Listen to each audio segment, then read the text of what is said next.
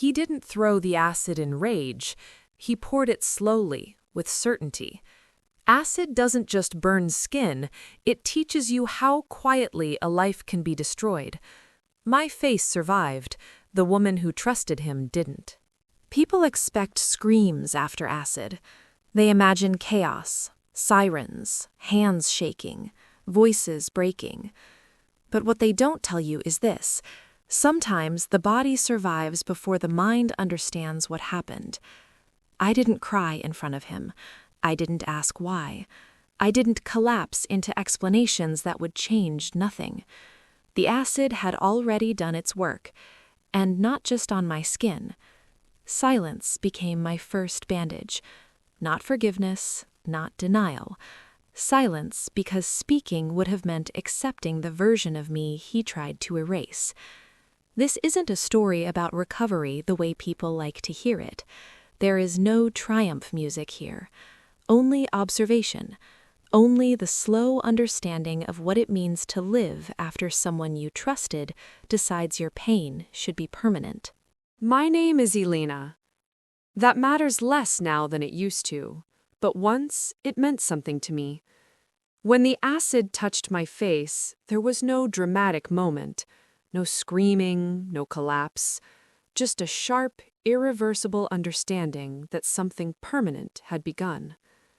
Mark was standing a few steps away, my husband, the man who had memorized my coffee order, my sleep patterns, the exact angle of my smile in photographs. His expression didn't change when it happened.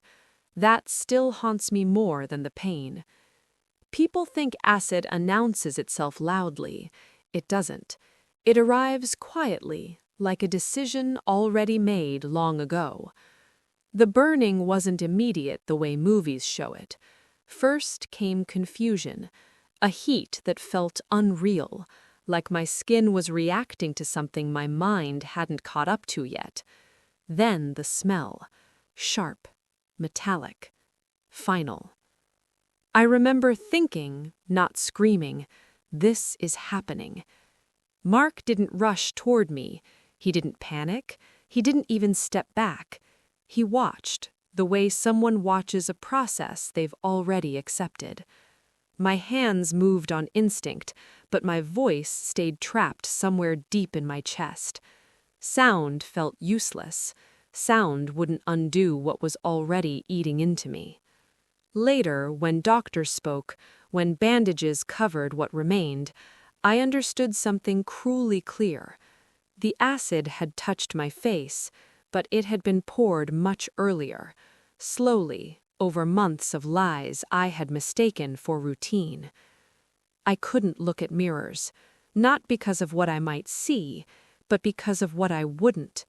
The woman who trusted Mark had vanished faster than my reflection. He visited me, sat beside the bed, spoke softly, asked if I needed water. That was when the real burn began, because his voice sounded the same, steady, familiar, unaffected, as if acid was just another inconvenience we would quietly work around. I realized then that pain isn't always loud. Sometimes it's the absence of reaction that cuts deepest. I stopped asking questions, not because I didn't want answers, but because answers would require him to feel something, and Mark felt nothing.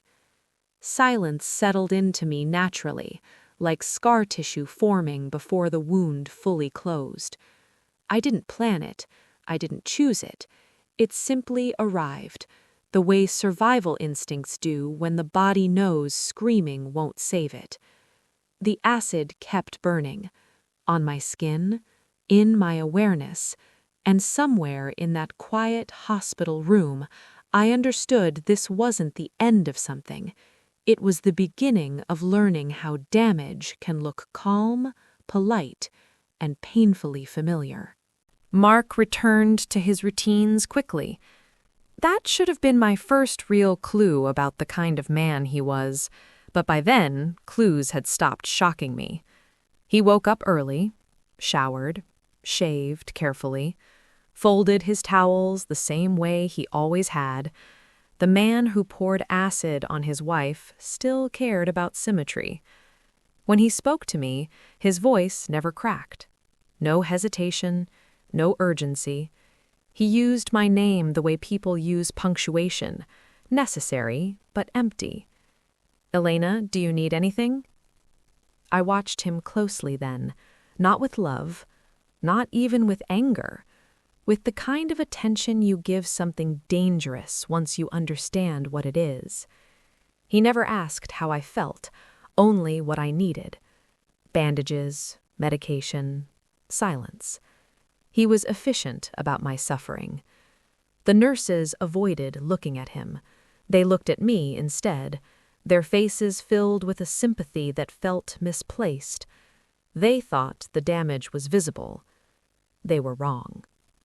At night, when the room went quiet, Mark scrolled through his phone, laughed softly at things I would never see. The sound was controlled, restrained, like someone making sure not to disturb a sleeping child. I noticed how comfortable he was, how little effort it took for him to exist next to my pain without acknowledging it. That comfort frightened me more than rage ever could. I stopped imagining explanations. There were no secrets dramatic enough to justify acid. There was no reason that would make this make sense. What remained was a simple, unbearable truth. Mark didn't need a reason. He checked my bandages once, carefully, like someone inspecting work they wouldn't revisit. His fingers hovered, then withdrew. No apology followed. That moment taught me something vital. Betrayal doesn't always come with cruelty. Sometimes it comes with courtesy. He never said he was sorry. Not once. And I never asked him to. Because apologies are for people who believe damage can be undone. Mark knew better. I began measuring my words around him, not to protect his feelings, but to protect my awareness. Speaking less helped me see more. I saw how he avoided mirrors now, not out of guilt, but out of inconvenience. My silence grew heavier, denser. Not painful anymore, purposeful. Love didn't collapse dramatically. It thinned. It receded. It left without saying goodbye. And Mark didn't notice. That, more than the acid, revealed the full shape of the man I had married. Healing is a misleading word. It suggests restoration, a return to something familiar. What happened to me allowed neither. The skin closed slowly, layers forming over damage that never truly disappeared. The doctors called it progress. I called it adaptation. I learned my new face the way you learn a foreign language, carefully, without attachment, knowing fluency doesn't mean comfort. Some mornings I could look at myself, others I couldn't. Both were acceptable. Mark remained, physically present, emotionally irrelevant. He stopped asking questions altogether, not because he respected my silence, but because silence made his life easier. It required nothing from him. I realized then that scars are not reminders of pain. They are records of survival. They mark where something tried to end you and failed, even if the cost was permanent change. I didn't leave dramatically. No packed bags at midnight, no final speech. I simply stopped being available to him. Conversations shortened. Eye contact faded. My presence became something he could no longer reach. The woman who once sought understanding had dissolved. In her place stood someone who required none. Mark noticed the distance only when it was complete. By then, there was nothing left to confront. I no longer needed him to acknowledge what he had done. His awareness was irrelevant. My survival was not. I accepted my scars fully, not as wounds, but as boundaries. They ensured no one would ever access me carelessly again. The acid changed my face. Silence changed my life. And I understood something final, something unshakable. Not all damage is meant to be forgiven. Some of it is meant to be remembered, so it never happens twice. If this story felt heavy, it's because it was meant to. Some stories aren't here to comfort you. They're here to tell the truth, quietly. There are experiences people survive without applause, without justice, without closure. They live on, not loudly, not proudly, but deliberately. This channel is for those stories.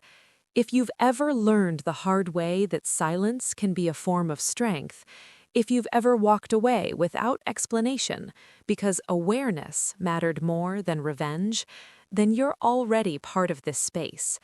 Subscribe, not for noise, not for drama, but for stories that understand restraint, survival, and the kind of strength that doesn't need to announce itself. We don't chase healing here. We document awareness, and sometimes that's enough.